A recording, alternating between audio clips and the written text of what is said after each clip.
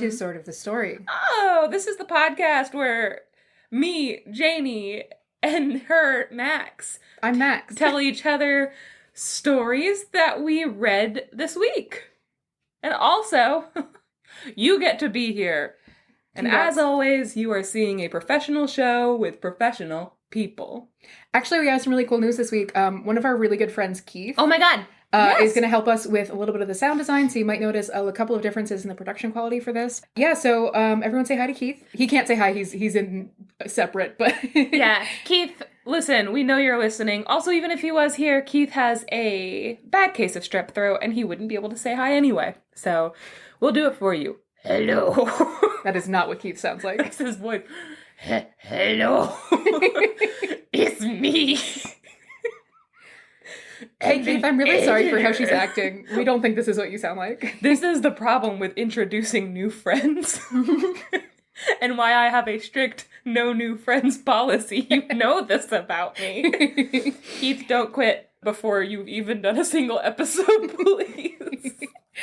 Anyway, so we look forward to many fun episodes with Keith. And perhaps in the future, episodes where Keith gets to be here in studio / our office with us. Maybe. We'll see. Fingers crossed. Okay. Do you have any news this week? I don't think so.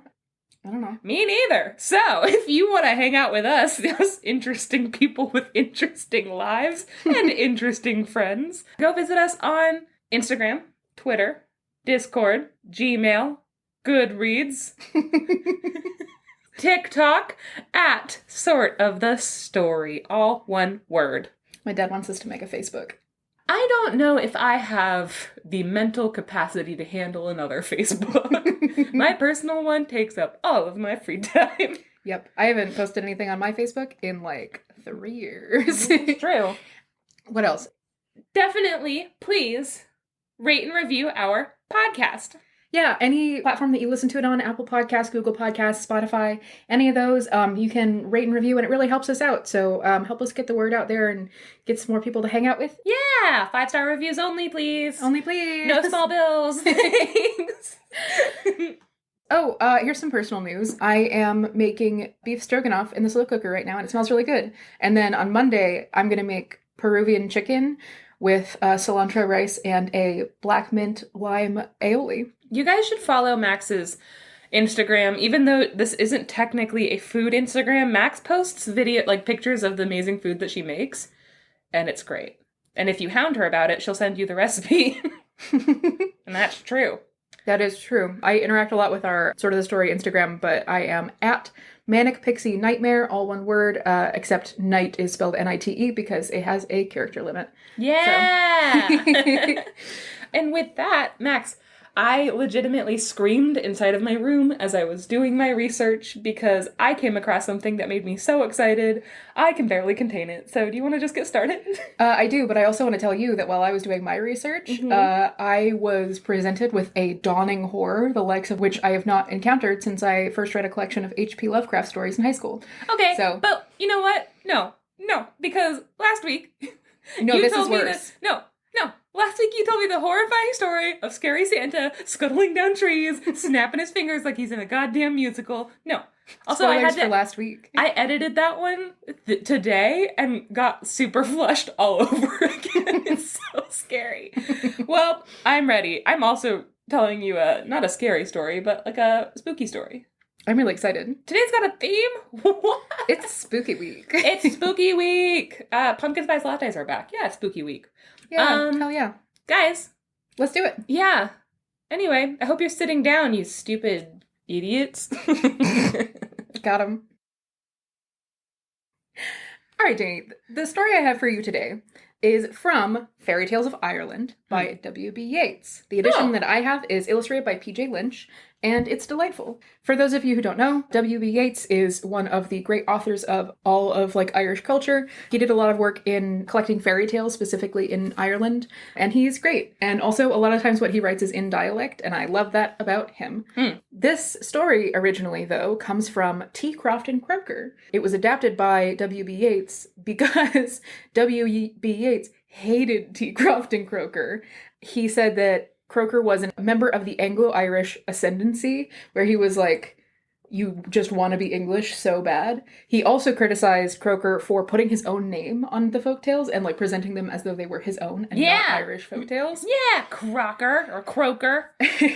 And he said that Croker's stories presented comic distortions of Irish tradition, which, you know... Not fucking caricatures, you English son of a bitch. I think Croker is Irish. You Irish son of a bitch. Yeah. So that is the tea that I gathered from a brief skim of the Wikipedia article. Why don't you go French kiss the Queen's butthole, you Irish son of a bitch? Got him. We call that an English kiss. What? This story is called The Giant's Stairs. Oh my god.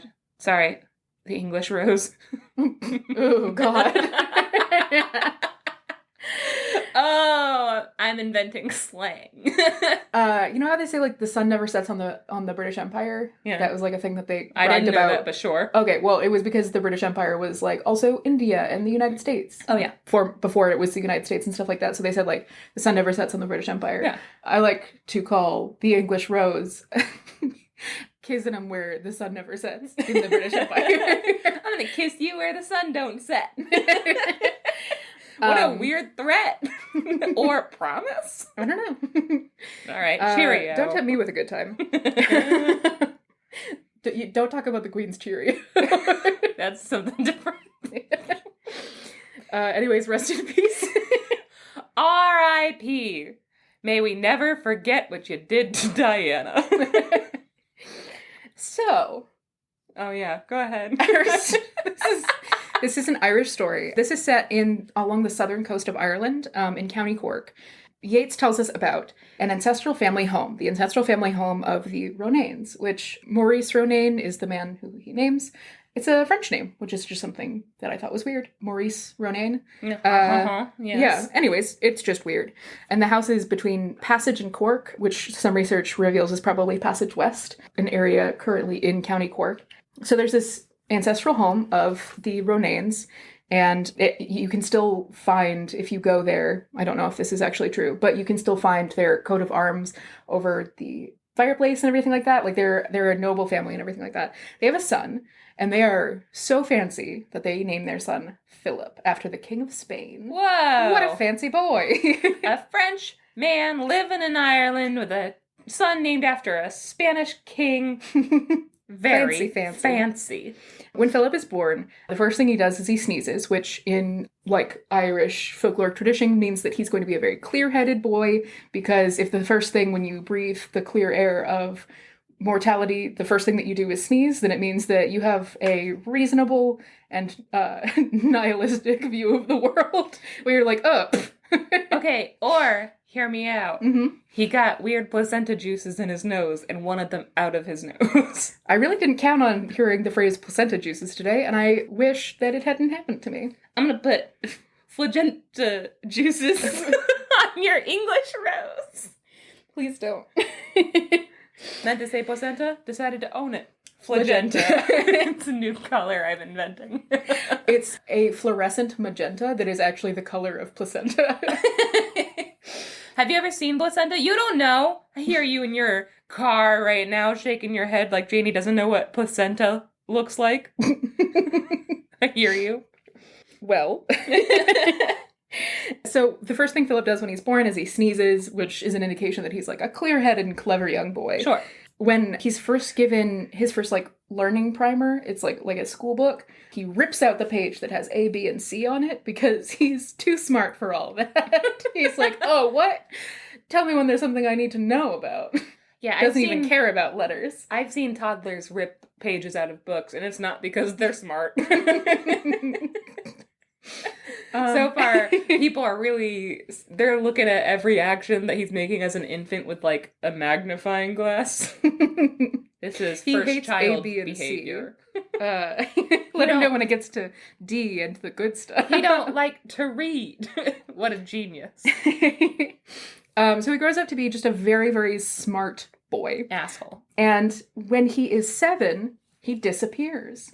Bet you feel bad about calling that kid an asshole now, don't you? I gotta do. Sorry, Philip. Philip disappears at age 7. Mm-hmm. His parents put out a massive bounty for any information that leads to them finding Philip, but there's no evidence of where he went. Nobody's seen him. Nobody's seen any like tracks or anything like that leading away from their family home. He just kind of disappears and nobody knows what happened. And they keep putting out these pleas to people saying like, please, we miss our son. Huge bounty if anyone can find him. And they do this for years, Aww. right? Several years later, 7, in fact. Oh, now he's 14. Now he's 14, if you're doing math. A blacksmith named Robin Kelly from Carrigaline, I think. Sure. I wish you would be more specific, as I know the Irish landscape very well. Carrigaline? I don't know. It's Carrigalee. I'm only ever about 30% sure of any of the I've never been Irish to pronunciations. anywhere nice. Except for China, it was beautiful. And Olive Garden she's been to also. Oh my god. But I only go there to see family. The really cool thing about Olive Garden is that when you go there, Yeah. it's like everyone there is your family. Christmases at Olive Garden are lit. And expensive. You gotta buy a lot of presents. I remember breadstick fights with my grandma and drinking wine with my cousin. So, Robin Kelly, a blacksmith from Carrigaline, he's known for being very handy. He shoes horses in record time. He's very good at it. He also makes the finest plow irons, which I looked up. Nobody knows what that is. I'm assuming it's like a tire iron. This will come up later. Sure. And he interprets dreams for the young women as like a party trick, which is super fun. That is handy. He is the one who sings Arthur O'Bradley at everyone's wedding. And he's just generally like, everyone knows him. Everyone loves him. He's just a good and friendly guy who also interprets dreams for fun, which is, I think, a very fun party trick. Robin Kelly. Robin hottest Kelly. man in Carrigaline. So, one night, Robin has a dream, a very strange dream, one that even he himself can barely interpret. He sees a 7-year-old boy, Philip Rodaine, ride up to him on a white horse, and Philip Rodaine says, "Hey, Robin Kelly, I need your help. I was kidnapped by a giant, and he made me his page. Aww. But now my 7 years of servitude are up, and I need someone to come pick me up from my internship with a giant." Oh, no. He says that the giant, Man McMahon, M-A-H-O-N, Attorney at law. Man McMahon is the name of 3 children stacked inside of a trench coat. M-A-H-O-N, M-A-C-M-A-H-O-N. Man McMahon. Man McMahon. 1 ticket to the R-rated booby show, please. I'm Man McMahon. Here's my money. So Philip, What do you mean you don't take chocolate coins? They're like regular coins, but delicious. You can eat them, you stupid idiot. I'm Man McMahon. What are you going to use money for? To buy food? Guess what? Took out the middleman. Don't you know who my McFather is? So the giant, Man McMahon, Sure. kidnapped Philip Rodaine when he was 7, and he's been keeping him in the hard heart of the rock for 7 years. Philip says, "Robin, if you come and help me to get out, then I will be the making of you forever after." Basically, like, he, like, promises him, riches or whatever. You're 7. He's like, all the chocolate coins that you could possibly want, as long as you want 3. And Robin, in the dream, also has this thing where he's like, okay, a magic 7-year-old came to me in a dream and is asking me for help. I'm not gonna, like, get in my horse-drawn buggy right off the bat. So Robin says to Philip in the dream, "How do I know all this isn't just a dream?" Yeah, fair. And Philip says, "Take that for a token." And then the white horse kicks Robin in the forehead, and he wakes up with a horseshoe-shaped welt on his head. Fuck. Take this for a token. Bam! You fucking question me, Robin? No, Philip. This is hard. Yeah, it is. So Robin wakes up from this very, very strange dream, and he has a massive welt on his head, as though he's been kicked by a horse. And he's like, okay, well, but this is actually pretty reasonable. Everyone's heard of this kid, Philip Rodaine, who was disappeared 7 years since. And if it's Man McMahon, the giant, there are lots of stories told about Man McMahon. The stories say that he lives in the cliffs along the harbor of Carrickman, which are called the Giant's Stairs. Title of story. This is not that big of an ask, though. Philip is like, hey, dude, just real quick, whenever you wake up, I need a ride. Like, stop overthinking it, Philip. Robin. Why is this so hard? I don't know. Stop overthinking it, Robin. Just get on your plow and plow on over there. So that is exactly what Robin does. He thinks about like this legend that he's heard that the giant Man McMahon lives inside of the cliffs along the harbor of Carrickman. And the cliffs are said to look kind of like stairs, which is why they're called the Giant Stairs. And the story mentions like they would be really good stairs if, for example, your legs were long enough that you could step over a medium-sized house without much lifting your knees, which is described as being very reasonable for Man McMahon, a giant of Finian glory, which is a reference to Finn McCool of the Giant's Causeway, which is in the north of Ireland, which is another story, which is very cool, and you should check it out. Also, I read this story, and I thought it was talking about the Giant's Causeway this whole time, and then I went into a really, really, really, really deep research hole figuring out where this actually is, and it was super interesting, so I'll talk more about that later. But, so, Man McMahon is known to be like a massive giant, hence the name. So Robin is like, all right, well, this all checks out. I'm going to go get this kid from the cliff. Mm-hmm. And he's about to leave, and then he is like, this could be trouble. So he picks up a plow iron. Again, not sure what it is. I'm picturing a tire iron. Yeah. Which he has experienced in the past is an excellent knockdown argument. Yeah, so it must be a tire iron. I think so, yeah. He's like, anytime that there's been a dispute and I've, used my plow iron, that dispute quickly ends. So, it's just a really cute name for an AK-47. Jesus Christ. Yeah, I'm just gonna quickly just grab my bazooka. Flamethrower. Grenade launcher. So he grabs his tire iron, right, and he sets off. He goes down to Monkstown to see his friend Tom Clancy, who promises him the use of his skiff and also help with rowing. Isn't Tom Clancy a writer? Yeah. That's the same guy? No. It's not the same guy. Sorry, same name. Oh my god. It is. New York Times bestselling author Tom Clancy. This is what he looks like. Mm-mm. He looks like somebody put Patton Oswalt through a filter. Yeah. Anyway, go ahead. So he goes towards Monkstown, which is like on the way to this, the Giant Stairs, and his friend Tom Clancy promises him a skiff. So they have dinner together, and they set off after dinner, which is weird, but it's not weird. Yeah. If you know that the legend is that the doorway to Man McMahon's palace in the rocks can only be found if you look for it around midnight. Okay. So after dinner, they get in the skiff and they sail through the water towards where the Giant Stairs and Man McMahon are said to be.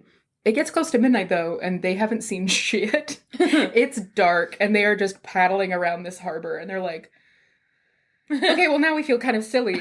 And Robin says to Tom that 'tis a pair of fools who came here on the strength of a dream. And Tom goes, and whose doing is that but your own? It's not a pair of fools. You told me you wanted to do this. It's your dream. Full singular. I'm just the boatman. And just as Robin is about to retort, he sees a glimmer of light from the cliff. And they row towards it, and the light grows and grows and grows until it is the size of like a massive doorway. They put the skiff on the shore and pull it up and start to walk towards this opening in the stone. And I'm just going to go ahead and read the description from the story. I'm going to put in the notes for this episode the full text of this, but this is a creeping horror, again, of Lovecraftian proportions. Okay. So they pulled the skiff towards the opening, and Robin Kelly, seizing his plow iron, boldly entered with a strong hand and a stout heart. Wild and strange was that entrance, the whole of which appeared to be formed of grim and grotesque faces, blending so strangely with each other that it was impossible to define any. The chin of one formed the nose of another. What appeared to be a fixed and stern eye, if dwelt upon, changed to a gaping mouth, and the lines of the lofty forehead grew into a majestic and flowing beard. The more Robin allowed himself to contemplate the forms around him, the more terrific they became, and the stony expression of this crowd of faces assumed a savage ferocity as his imagination converted feature after feature into a different shape and character. So, yeah, that sounds like the gates of hell from Dante's Inferno. It literally does. Absolutely terrifying. He's just like going down this, like entering into this dark, massive passageway in the stone, and the stone is like warping in his vision to like screaming faces and shit. Mm-hmm. Terrifying. So he goes down the passage. Tom waits with the skiff. Tom waits. It's Tom Clancy, but okay. And as Robin is going down this darkened passage, he is hearing like this rumbling sound, like the rock is about to crumble around him, and this passage keeps twisting and turning to the point that Robin realizes that if he were to try and get out, he's not sure he would be able to find his way. Mm-hmm. He keeps going deeper and deeper into this like rumbling, vibrating rock on the cliff as it just gets darker and darker, until finally, far ahead, he sees a pinprick of light. And as he comes closer, it opens into another massive doorway inside of the mountain to a huge chamber. In this chamber, he sees a massive round stone table. And as his eyes adjust to the like medium light, he sees that around the table are seated all of these massive stony figures of giants, as though they are in a heated discussion, but none of them are moving, and the chamber is completely silent. Ooh. And he looks closer and he sees that one of the giants, who is, has his arms on the table and is leaning forward as though he's talking, is Man McMahon. Oh, there he is. His stony countenance and this long, wiry beard that is so long, and he has been sitting there for so long that the beard has rooted into the rock of the table. Just so you know, whenever you say Man McMahon, I'm imagining Crocodile Dundee, and I don't know why. Like a mix between like Crocodile Dundee and Bear Grylls. He has his own like outdoors like wrestling animal show called Man McMahon. If you want to get a little closer, picture like a black and white portrait of Macho Man Randy Savage. Yeah! And I think we all are. But Macho Man Randy Savage is wearing Crocodile Dundee's clothes. He's wearing his skin. He has Crocodile Dundee's face stretched over his own face. Man McMahon. A real man's man. So I think we're finally going to get our male audience with this episode. This one's for you, guys. This one's just for the boys. This one's all for the boys. Mans and the McMahons. So Robin is walking into this massive chamber and looking at these giants, and he takes a step forward, and his step sounds incredibly loud to his ears because the whole room is silent. And Man McMahon startles. He sees Robin and he jerks his head to look at him, and his beard pulls the stone that it's rooted into and shatters it. So it's just this huge giant who, with a jerk of his head, has shattered this massive table of stone that was like rooted into his beard and everything. This is terrifying. Mm-hmm. And he says, "What are you doing here?" And Robin gulps and he steels himself and he says, "I'm here to claim Philip Rodain. Why did I say Rodain? Philip Rodain. Philip Romaine. This is Titanic. Sorry. Romaine lettuce. Iceberg lettuce. Iceberg. Titanic. Which you still have not seen. I still have not seen. How dare you reference it? So Robin says, "I come here to claim Philip Rodain." And Man McMahon considers him for a second and he says, "On whose authority are you here?" And Robin says, "No authority but my own. I'm here to claim him of my own volition." Mm-hmm. And Man McMahon considers him a little bit longer and he says, "Okay, you can have Philip Rodain if you can pick him out of a crowd." Oh, okay. How many boys you got back there? Well, and he's like, "And if you get it wrong, your life is forfeit." And so Robin is like, "Okay, sure. Cool. Yeah, sure, whatever." I've seen him one time in a dream. And after which I was kicked in the head by the horse, and then I might have gotten a concussion, but I think I could do this. Maybe this is all just a dream. But yeah, sure, let's do it. So Man McMahon leads Robin through a passage in the wall And they walk for a long time through the dark until, once again, a pinprick of light approaches and another massive room. This one is brightly lit, and it is filled with rows and rows of beautiful 7-year-old children. Oh, God. Ew. All dressed in green. Ew. Yep. All of them are 7 years old. Man McMahon, this is not surprising for you. Gross. Never trust a McMahon. So Man McMahon says, okay, so which one's Philip Rodain? And Robin is looking at all these kids and he's like, I saw this kid in a dream. He was on top of a horse at the time. And then I was kicked in the head by that horse. Got a concussion. I don't even remember my own name, dude. Yeah, so he's looking at all of these kids, all dressed in green, all just kind of standing there looking at him, all like the same age. And he's like, I have no idea which one is Philip Rodain. So he decides to kind of buy himself some time and maybe a little bit of generosity from the giant. And he says, well, my God, Man McMahon, you've been taking such good care of these kids. They look so healthy in spite of the fact that they're here in the mountain away from the sun and their families and food and water. They look super healthy. So well done taking care of all of these kidnapped children, Man McMahon. And Man McMahon says, thank you so much. I try really hard. Some people have houseplants. I have all these 7-year-olds. Oh, God. And he says... sorry, can I just say, I teach now 7-year-old children, and I can confirm they all look exactly the same. And they all want you to remember their names. It's very upsetting. Hey, kid, I don't care what you're called. I'm like, listen, it's so good to see you. You? Honey. I call all of them honey. Mm-hmm. Yeah, no, I used to teach also, and that's what I would do. I would be like, hey, sweetheart, how's it going? I literally have like a man who's cheating. Yeah. I literally have 700 children. I just, no. Yeah, absolutely not. You're a real Man McMahon, Janey. So, McMahon's like, thank you so much. I try so hard to take good care of them. You're a very honest man for a blacksmith. I'd like to shake your hand. And he puts his giant hand out.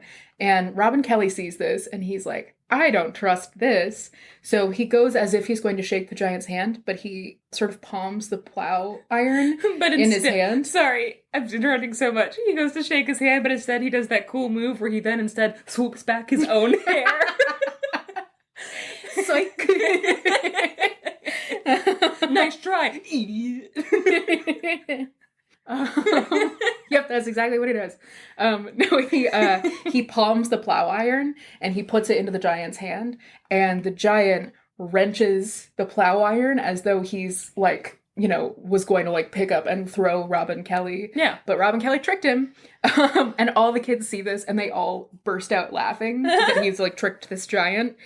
And amongst all of the laughter, the giant's like, okay, whatever, wasn't that funny? All the kids are laughing, and in the laughter, Robin thinks he hears someone say, Robin Kelly! And he turns around and he picks out the kid who said it, and he goes, that one right there. That's Philip Rodain. And all of the kids in chorus go, you figured it out! Oh, lucky Philip Rodain. Wait, no, take them all! Oh my God! Yeah, this is horrifying. This is a horror story, in case I didn't present this well enough at the beginning. So Philip Rodain comes running out of this crowd of kids and grabs Robin Kelly's hand, and then all of the lights in the cavern go out. Oh, and everything is rumbling and chaos and crashing. And Robin Kelly can't see anything. All he can hear is just confusion and chaos. And he holds this kid's hand as tight as he can. And that's all he cares about. And then they wake up in the morning at the top of the cliff of the giant stairs in the early gray morning, and he is holding Philip Rodain in his arms at the top of the cliff. Everyone hears this story from Robin, and everyone, is thrilled to have Philip Rodain back. But they're also Irish, the place where changelings come from. Oh no, so they immediately stone Philip Rodain to death. No, everyone's like, okay, so there were all those kids. How can you be sure that you got the real Philip Rodain? Oh. And Robin says, well, the boy has his mother's blue eyes and his father's foxy hair, and he has the little wart on the right side of his nose, like a mole. That this kid had at 7. Sure. But the reason why they're also suspicious is because Philip Rodain should be 14 and this boy is 7. Also, he's very traumatized. Yes. And has stopped talking and just stares spookily into the night. So he hasn't stopped talking, but whenever he talks about things from his life from before he was kidnapped, he talks about them either as though they happened in a dream or as though they happened only yesterday. He doesn't remember most of his time with the giant. But he goes back to his family, the Rodanes, welcome Philip back home without a sliver of doubt that this is their son, and they reward Robin Kelly handsomely. Philip lives to be an old man. He's known for his skill in working brass and iron, which people think is a skill that he learned during his apprenticeship with Man McMahon. Really nice way to describe that. Yep. Little Ganymede learning how to fill the cups for the gods. Sure. And that's the end of the story. Horrifying. Truly horrifying. I am so upset they didn't get all those other kids. I know. This is a fairy tale, right? This is presented as like, oh, an Irish fairy tale. This sounds like a true crime story. It does. It sounds like a bunch of... Also, like, I was expecting you to mention that, like, when he brings him back, that other families would be like, our kid went missing 20 years ago. Like, could this have been where our kid went? This is terrifying. Yeah. Also, I wonder if it was a little way to explain where missing children go. Yeah, it's possible. And I mean, that's the maybe, like, potentially wholesome way to think about this is, like, your kid's not gone, they're just in servitude. They're just a slave for a giant. And it's also not really clear what these pages, these servants are doing, because the giants have just been, like, sitting around this table for possibly forever. So it's, like, unclear how he got them or what they're doing or anything like that. It's all just very spooky and unexplained. But it's also just, I would be terrified to ever have children. You know, like, especially for Robin Kelly. Like that, if you ever have kids, that giant's gonna come and yoink. Yeah. That being said, Philip knows where you live. So there are a couple of other versions, and one of the thing that's different is, like, how Robin Kelly identifies which kid is Philip Rodane. So in all versions, he, like, tricks the giant into, like, letting the kids make a sound and then uses that to identify Philip. For the most... So actually there's one where he's like, you know... Man McMahon, I, myself, am a blacksmith, and I'm really good at making horseshoes, and I see that you have all of these beautiful horses here, including, like, they're all white horses, and he's like, I'd love to see how you make horseshoes, and so he has the giant Man McMahon takes a piece of iron and, like, smashes it into the shape of a horseshoe, and through that, somehow, Robin is able to identify which horse is the white horse, and then Philip is, I guess, there. I don't know. I didn't read it very closely, honestly. I did read it. I'm realizing now, I did read a version of this story. I didn't recognize it because Man McMahon is not the name, but he finds the kid by screaming out, "Sweet Caroline," and all the kids go, "Bow, bow, bow." And there's one kid who's louder than the rest. And that kid is Philip Rodane. The other version that I really like is that Robin Kelly realizes he can't identify this kid, and so he's like, I gotta find a way to make these kids make some sound. So Man McMahon goes in for a handshake, and Robin Kelly jumps up into his hand like it's a hammock, and is like, ooh, comfy, and all the kids are like, what? And they all laugh, and that's how he figures out which one is Philip Rodane. Or, which I think is a better option because it is less sinister, he brings out a boot, and he starts pouring soup in it, and all the kids laughed except for one little boy that's like, what the fuck are you doing? And he's like, that's the one that's not a changeling. Get in my backpack, Philip, we're going home. Yeah, very so that's cinematic story. It's so weird, though, because it doesn't have the beats of a fairy... Like, the only fairy tale thing about it is that he, like, tricks the giant, you know? That's it, though. Like, this is a true crime story. It is. I did some research because I was trying to figure out, like, where exactly this is. They mentioned a bunch of locations in the story and stuff like that, and so I was, like, trying to research them, see if I could find any pictures or anything like that, and I was having a really hard time. But during researching this, I had a really hard time. I couldn't find anything except this story that mentioned the name of Man McMahon, and they were like, he had lots of cool things that he did back when giants ruled Ireland and stuff like that, and I couldn't find any real record of them. But I found a blog article from someone about a place called Currabeen, which is Bin's Cairn, near Crosshaven, Ireland, where they mention Bin is Binna. Benny? I don't know. Benny.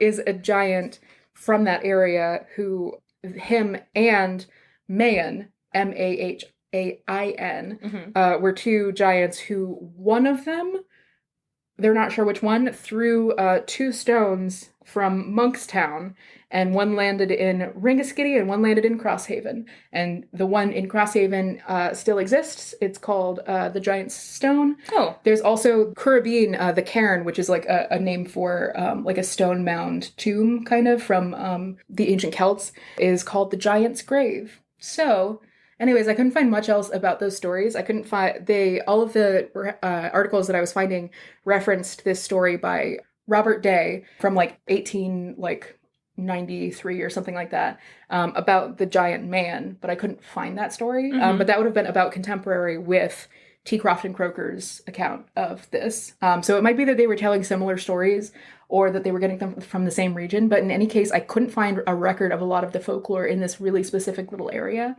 So anyways, check out the Giant Stone in Crosshaven. Some cool pictures. It's really cool because you can see in the rock, it looks like there are places where like there are like massive finger holds, kind of. Yeah. Like a giant picked up a rock and hucked it, which is really cool. But yeah, so I went on this massive like geographic survey of Southern Ireland to try and figure out what the hell is going on in this story. Yeah, but pretty weird stuff. And I was looking because a couple of like the place names didn't seem to really line up, and I wasn't really sure what that was about. I thought maybe it was just T. Crofton Croker like not knowing the area very well or something, or it could be W.B. Yeats making fun of T. Crofton Croker for not really knowing the names. Yeah, but I think most of them are pretty accurate. So, anyways, yes. That was all the research I was doing for like 45 minutes before we recorded. Yeah, but what a fucked up giant. I hate him. Very scary. Very scary. I love that. Absolutely terrifying. Just like the concept of a giant who lives under a mountain that is like made of warped screaming faces and who just kidnap 7-year-olds for unnamed purposes. Sinister. Truly horrifying. Sinister. Yeah. Yeah. It's insane. I'm very upset he didn't save all those kids. Me too. I have a spooky story to tell you today, too. I'm excited for your spooky story. Okay, you want to take a quick break first? Yeah. Oh, okay.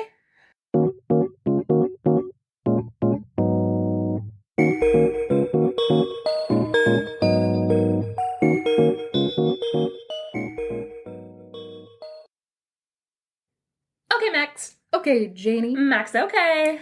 Okay, JD. I see you've brought for us a book that looks like it has Michael Caine on the cover. It I have a lot of does not questions. look like Michael. It kind of looks like Michael Caine. More hooked-nosed and bushy-eyebrowed. Oh, I can see from your angle, so look at it from my angle. That's Michael Caine as shit. Yeah, just like even tilting him a little bit is Michael Caine. That's Michael Caine. All right, so this book is called 50 Great Ghost Stories. And it's Michael Caine. by Michael Caine. Michael Caine. 50 Great Ghost Stories, edited by John Canning. Unearthly and eerie tales from beyond the grave. Beyond the grave. And this is a fun little book. I think I pulled this from my parents' house and then looked at it for the first time today. Max and I don't do research before this. We probably should, but we'll never. We'll never change. We're perfect just the way we are. It's a 1988 edition, and I was genuinely very, pleasantly surprised by how good this book is. Genuinely great. It's a bunch of different authors and different stories, so...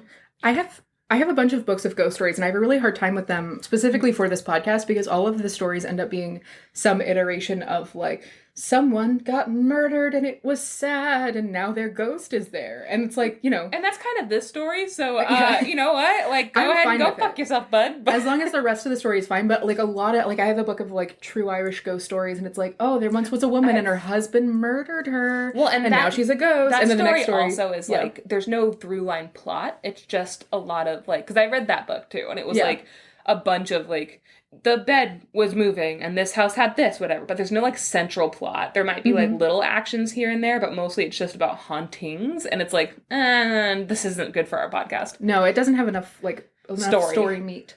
Yes, so these do have great story meat. And some of the authors...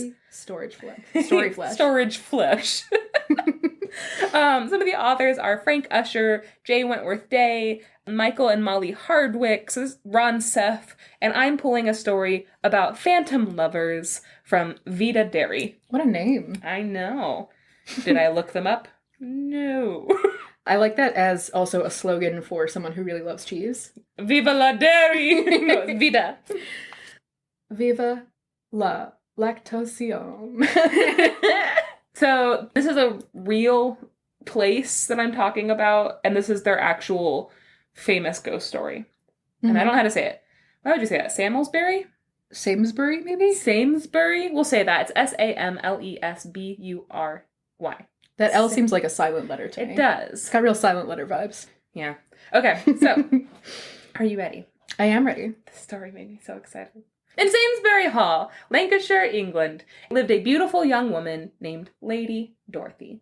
She was the daughter of Sir John Southward. He was a respected, one-time sheriff who now directly served Queen Elizabeth I. This is in, like, the 1600s. Mm-hmm. Okay? Mm-hmm. Sometimes I forget that the English monarchy doesn't go in order of, like... Names. Yeah, I was like, how is Elizabeth I from the... when Elizabeth the second one only came out, like, this past century. They might have said 16th century. No. 1558 until her death in 1603.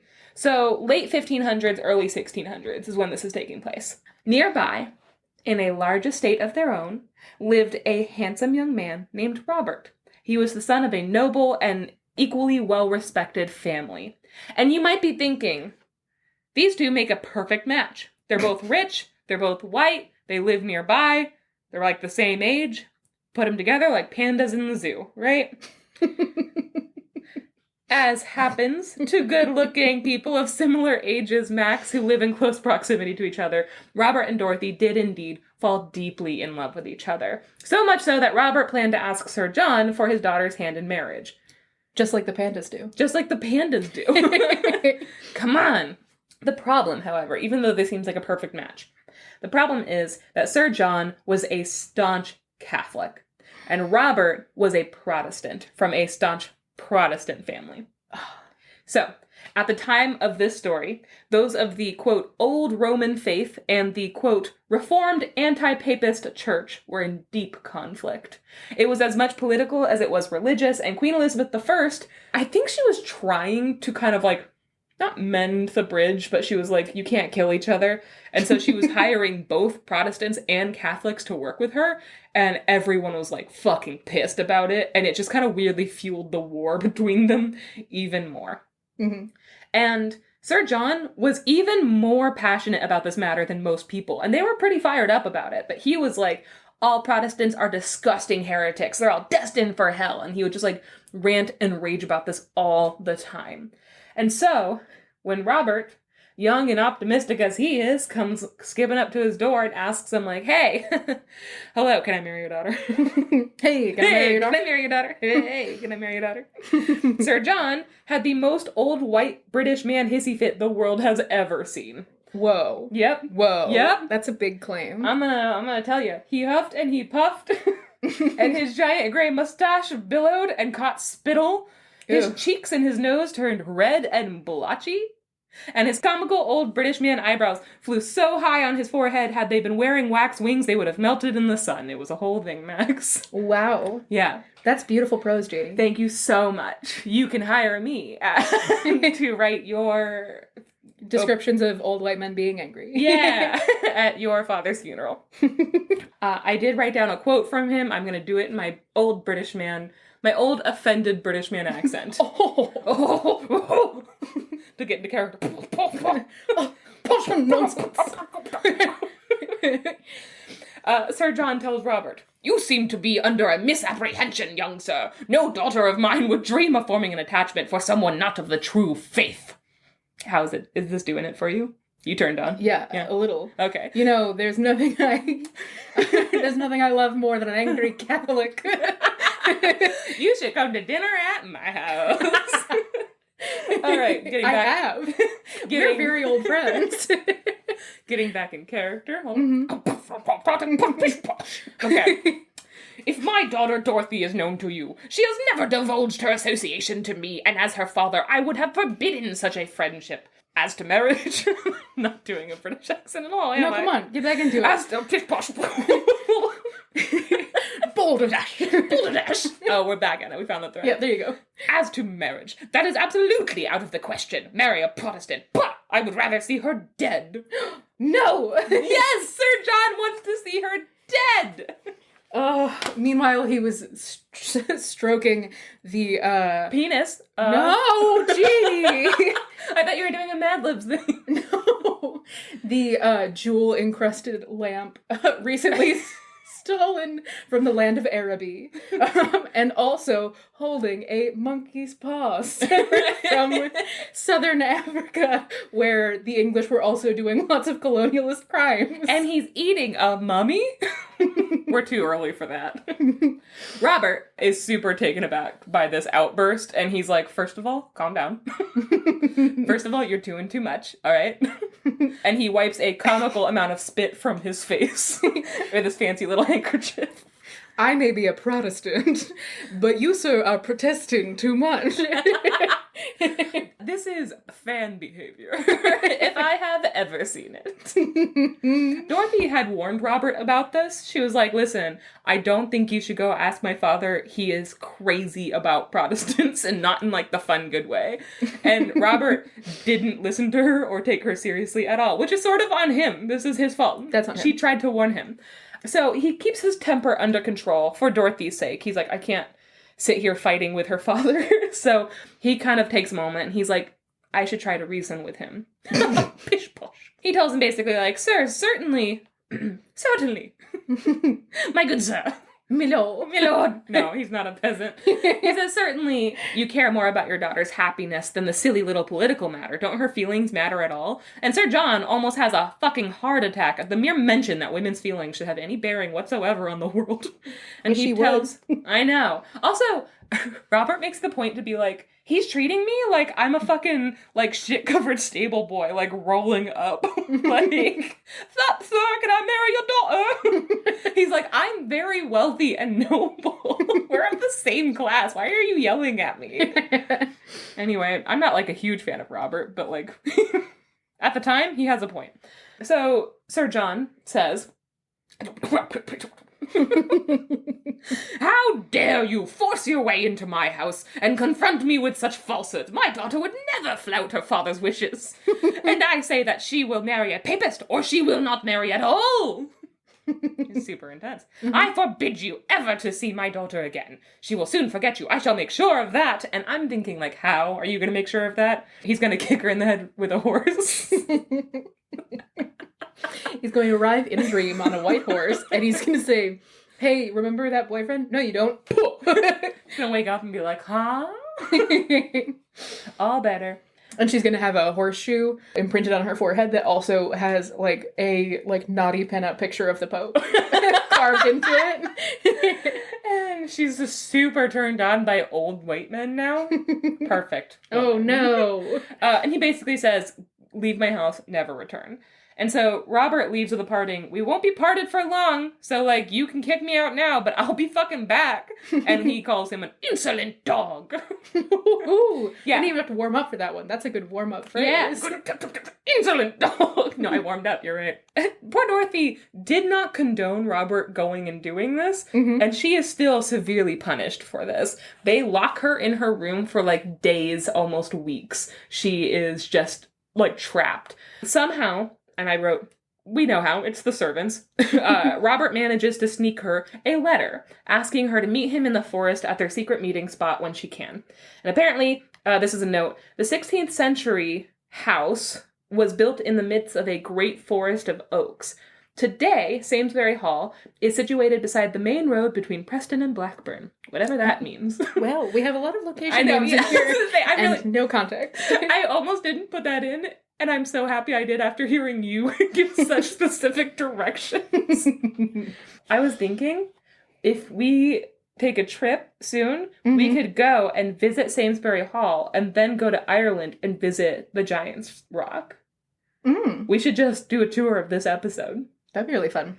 I was thinking about the Giant's Causeway, and if you guys haven't seen pictures of the Giant's Causeway, look it up because it's absolutely gorgeous. It's these pillars of basalt stone that are like in the shape of hexagons, and they make this weird like blocky Minecraft looking cliff in real life. Put the pictures on our Instagram. Yeah, come check out our Instagram and you can see pictures of it. Go to our Instagram.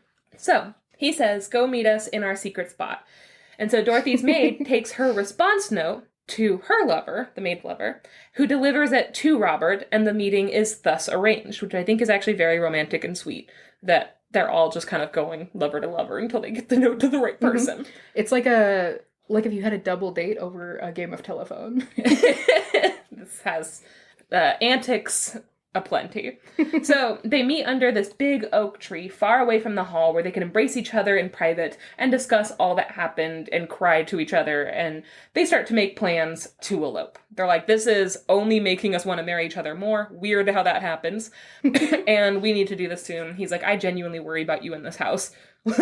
Like that's really troubling behavior. We need to get you the fuck out. And she's like, yeah, bitch. Yeah, he's like, your father got so angry that there was like steam literally coming out of his ears, and that just feels like a safety hazard. How is he still alive? Have doctors looked at him? He's a medical miracle. Okay. So they plan to run away together on a day when her father would be away on business. They have several meetings together in the forest where they make these plans. And they're like, when he's out of town for business, there's nobody that's going to really cause us trouble because my father is like the main obstacle. They do not count or think of her brother. She has this bitch-ass brother. I don't know if he's like older or younger. But he a bitch. But I do know he a little bitch. So this little turd was as hateful as his father, and he also is a huge kiss-ass, and I wrote a fabulous killjoy, not to be confused with Gerard Way's capital letter fabulous killjoys, who are awesome. He's just a regular old killjoy. He follows Dorothy, and he eavesdrops because he doesn't trust his sister, because now she's a Protestant sympathizer. And he, catches all of their plans. And he decides he's going to take care of the family business. Oh no. Like that. Thinking to himself that his father would really approve of a violent response and that he's doing a great job. Pat on the back. I'm going to go masturbate about how great I am. So on the day she is to run away with Robert, Dorothy gets super dressed up in a beautiful white dress. This is the quote describing the dress, which I love that it's so specific. But it says, quote, her wide-skirted dress with the fullness held out from a tight bodice by the fashionable farthingale made her appear as though she was floating across the long gallery and down the wide staircase. So quickly did her dainty feet carry her, her heart beating fast with excitement. She had never been this excited. She was so ready to get out of this house. And also, she loved Robert so much. She was fucking ready. So she sneaks out a little used side door that would make her less likely to run into her relatives. And then she, also has bushes out there that she can duck behind. So she's like, listen, I thought of everything. I think I know how to sneak out. And so she practically runs the entire way to the secret meeting spot in the woods. And Robert and his two trusted friends are waiting there to meet her. All the while, her stupid brother is hiding in the trees with a sword on his hip, and he's waiting. He's a super skilled swordsman, but that doesn't even really matter because none of the three men that are there in the woods are armed. Because they weren't expecting any trouble. Oh, no. So as soon as Dorothy embraces her lover, her brother strikes. He cut down the two friends, almost immediately. He mortally wounds them. Robert had immediately pushed Dorothy behind him, and she had to watch as he sank to his knees at her feet, the sword thrust deep into his chest, dead. And after that, Dorothy wasn't really sure what happened because she fainted at the sight of him dead and bleeding out in front of her. When she woke up, she was back in her bedroom, the door locked, and she was just in there screaming and crying Robert's name. Jesus. That night, the bodies of the three men were secretly buried, and nobody really talked about it because her father was like, well, I work for the queen. Oh, pish posh, I work for the queen. And so, they're like, we don't know exactly how her father reacted to the scandal, except that we do know how he reacted to the scandal. He's like, do you know who my queen mother is? Bish posh. Because of his work with Queen Elizabeth I, he couldn't let these murders go public. She, quote, did not desire to widen the already wide breach between the Protestants and the adherents of the old religion. And he's like, got it, I'll bury the bodies in secret, my lady. Lady Dorothy never recovered from the trauma of witnessing this murder of Robert and the other two men. She was held as prisoner in her room for a very long time, and she was growing ill with grief, which is fair. Very fair. I don't know if I would, ever recover. Yeah. Yeah. After a while, Sir John and his wife sent Dorothy away to live in a convent where she was kept under strict surveillance because she was, quote, showing signs that her mind was breaking under her desperate grief. And eventually that grief got the better of her, and the last word she ever spoke, allegedly, was Robert's name. The legends, this is the ghost story, The legends of Samlesbury Hall say that Lady Dorothy's ghost can be seen in her old home and in the surrounding woods after her death.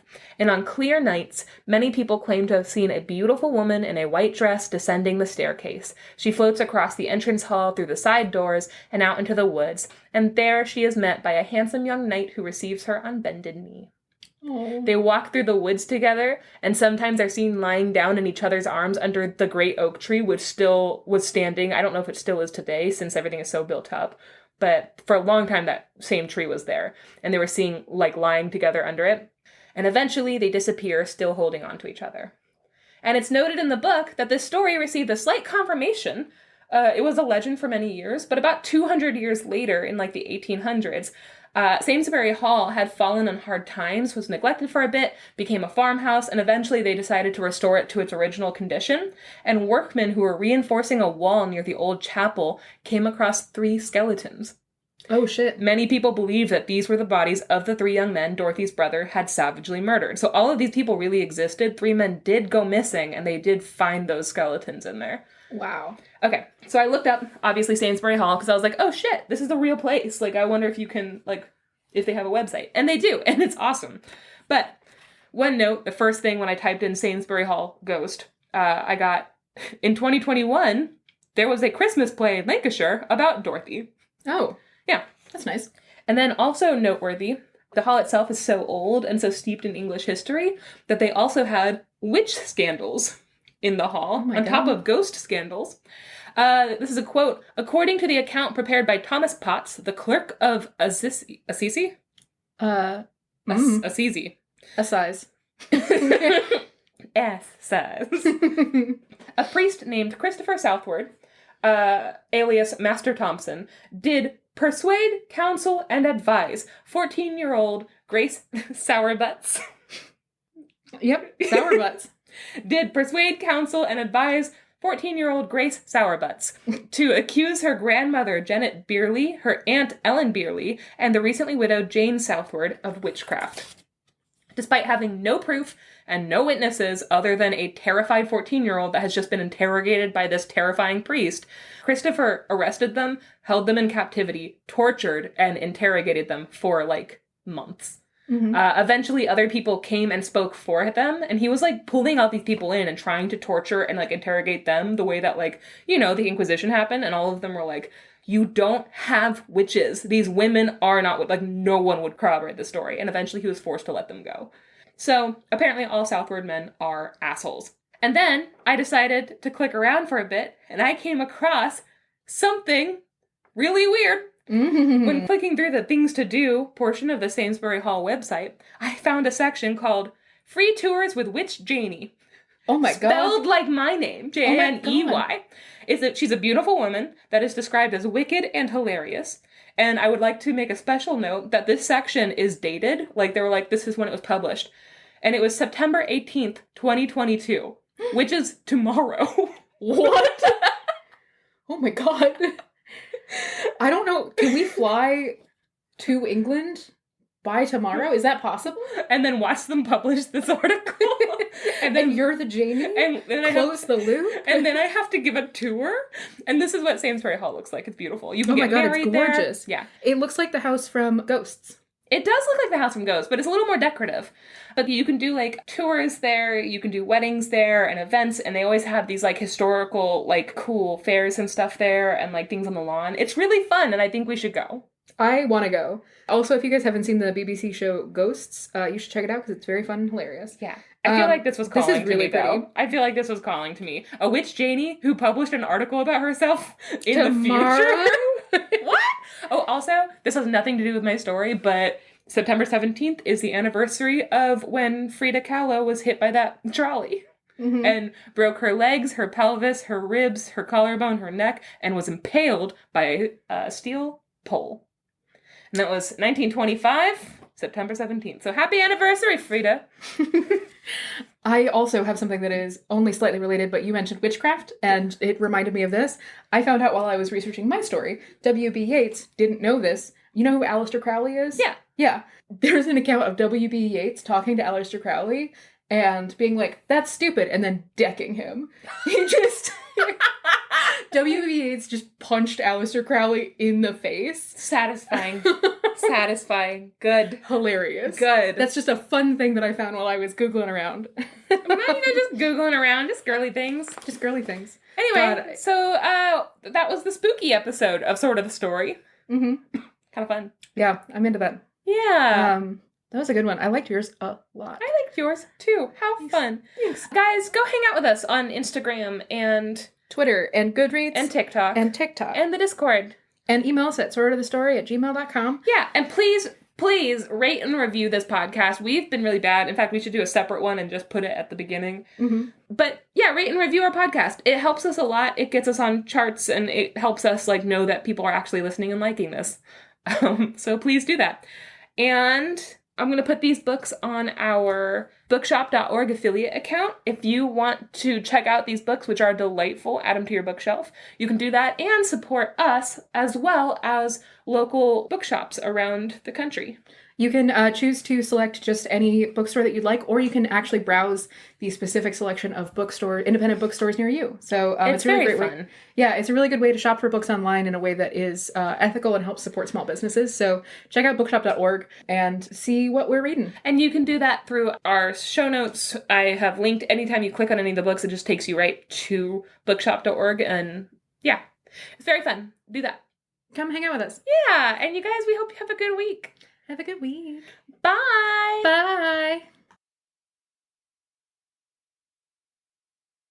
From Pissing on the Snow, a collection of Ozark folktales. Okay. There is a man, a sailor, who comes back to Little Rock after a war, and everyone's buying him drinks because they're like, woo, You're back. a war guy. Yeah. And he gets fucked up, and then he meets a pretty lady. And then she takes him to her hotel room. Huh. And she's like, before we do anything, you have to pay me. So he gives her $2. And unfortunately, though, he's been drinking all night, so he can't, get it up. Mm-hmm. But he's like trying his best. And I appreciate that you mumbled that so as not to overwhelm my delicate sensibilities. He, where was I? Sorry, he couldn't get it up. Yes. And so he's like trying his best, and he's like, hey, how am I doing? And the woman is like, you're doing about 3 knots. And he's like, I'm a sailor and I don't know what that means. And she's like, well, you're not hard, it's not in, and you're not getting your $2 back. I love the idea that she asked him for insurance. That's pretty good. Pretty good. That's a pretty good joke. Pretty good raunchy joke. Yeah, like Love it. it.